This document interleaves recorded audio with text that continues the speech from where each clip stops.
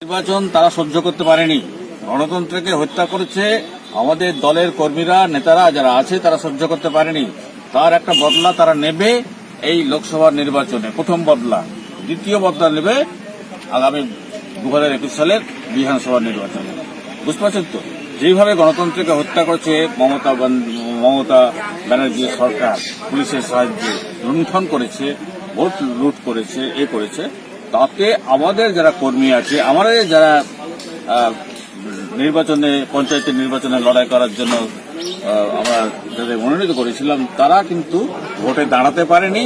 তাদের ভোট লুট করেছে, একেবারে গণতন্ত্রকে হত্যা করেছে। তার বদলা নিতে হবে ব্যালটের মাধ্যমে, অবশ্যই ব্যালটের মাধ্যমে।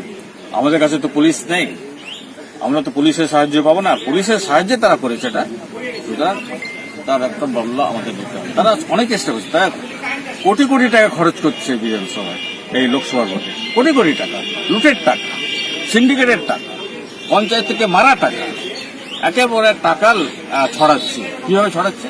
কোথা থেকে টাকা পেল? কোনো বেআইনিভাবে লুট করা টাকা, এইসব দিয়ে তারা চলছে। আমি মনে করি সত্যের জয় হবে এবং আমি মনে করি আগামী লোকসভা নির্বাচনে মুর্শিদাবাদ জেলায় 3-3